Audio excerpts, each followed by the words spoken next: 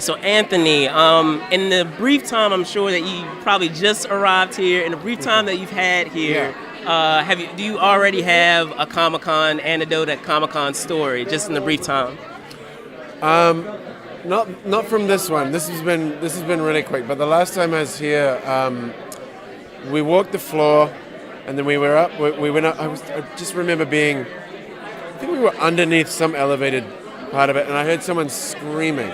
Okay. And I looked up, and it was Mike Tyson. Wow. Yelling at someone. I can't. It was unintelligible. I have no idea what he was saying. He was very excited about something. Might have been. I don't know. Might have been someone he recognized or someone he wanted to meet. But that was kind of surreal.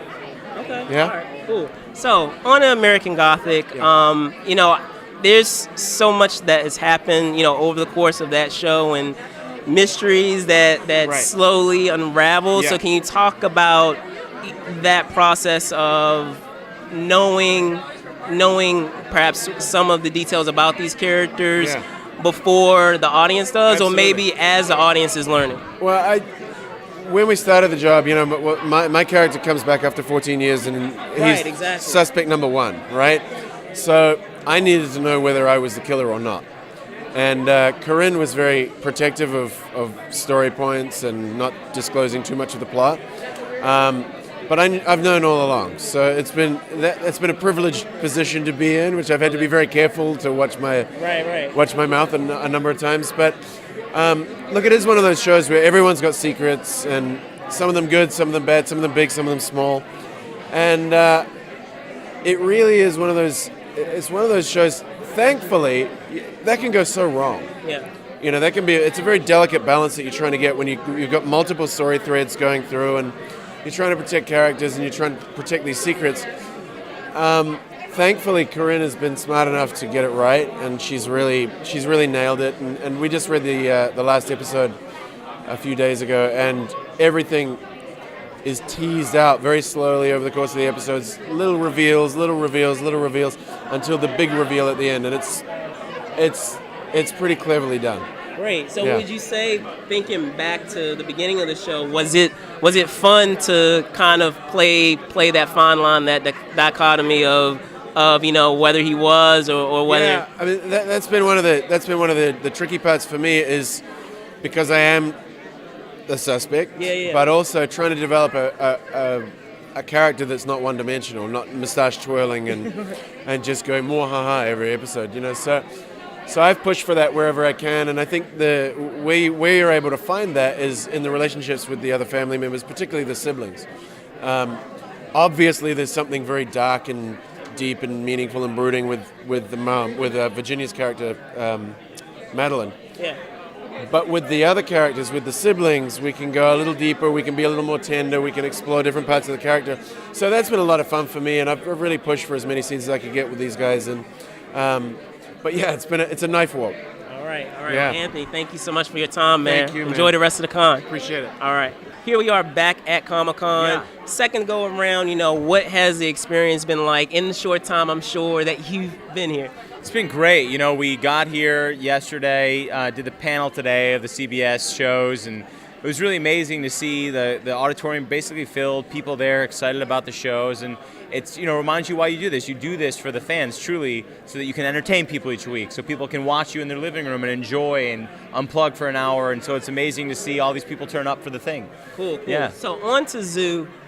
Zoo, that first season ended on such a cliffhanger. I'm sure, as many people have said, with that stampede that was coming there. Spoiler alert, sorry, but it's been out for a while.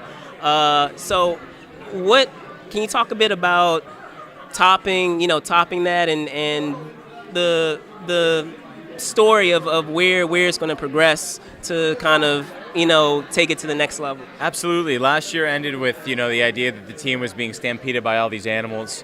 And season 2, 4 weeks ago when we kicked off, it started with, boom, stampede coming at us. We got out of there. And this season really is all about the mutation starting to affect humans. And it starts to affect Jackson, actually. And so that creates a ticking time clock for the team to figure out why this is happening.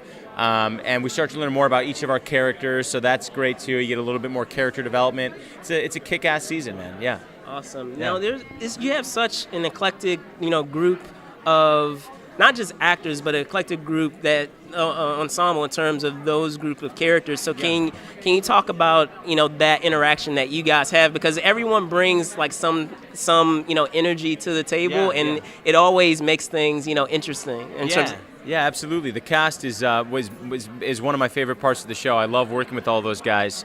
But what they bring as actors to the table is really incredible too, because you got Nanso Nosey playing Abraham Kenyatta. Yeah. That's a totally different note. Like if you're looking at it as the music, that's like your bass. That's a different note. Then you have Billy Burke playing Mitch Morgan, a little bit more of glasses half empty kind of guy, more realist. Right. On our show, his character is just like kind of keeps that baseline. Yeah. And then all the great new characters. Alyssa Diaz plays Dariella, and she's military. She comes onto the show, and Nora Arnazader, Kristen Connolly. It's just a great group of people, and everyone brings something different. And I think that's one of the reasons why the show is successful, quite frankly, is because people enjoy tuning in to see those characters interact each week.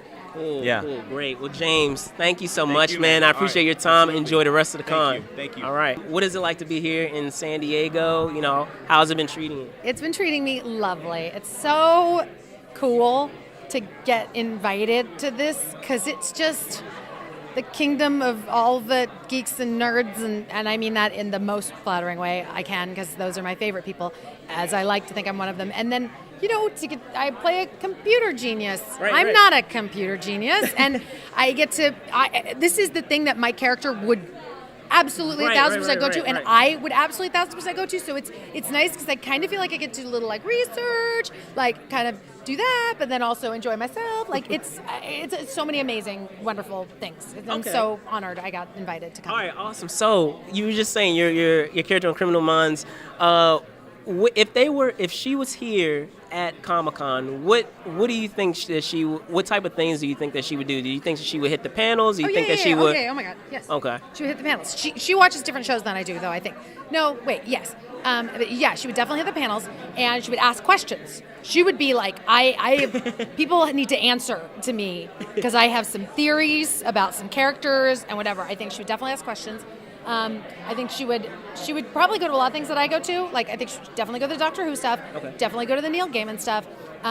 Definitely go to hear about American Gods. She's very excited about that, I think.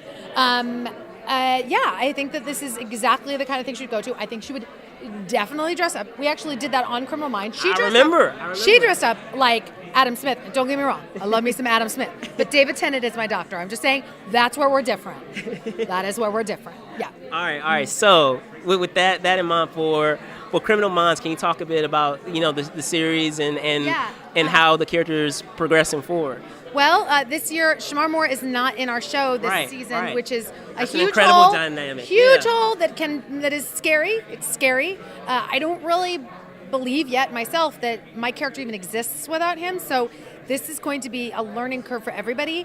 But Adam Rodriguez is now on our show, which is a whole other flavor. No one is trying to replace, because he's irreplaceable. No one is trying to replace Shamar. But it's a whole new energy. And then Paget Brewster is coming back for multiple episodes, and Aisha Tyler, and we all love each other so much. We get along just as humans so much, and we're so excited that we get to work together. So this is all just, we don't know what's going to happen yet. Last year, a bunch of bad guys escaped jail, and now we're going to try to figure out how to put them back in jail, and that's what I know. Okay. So will there be an opportunity to have characters from that have appeared previously to come back? I know you were just commenting on that. Yeah, I hope so. Okay. I hope so. They usually try to do that. I hope so. Yeah, and I'm writing. Oh, actually, yeah. I know for a fact. I can't tell you who, but I'm writing episode 13, and I know that there's some people come back. Yeah. All right. Yeah. Well, Kirsten, thank you so much for My your time. pleasure. Enjoy the rest of the Thank convention. you. Thank you. All right. Okay.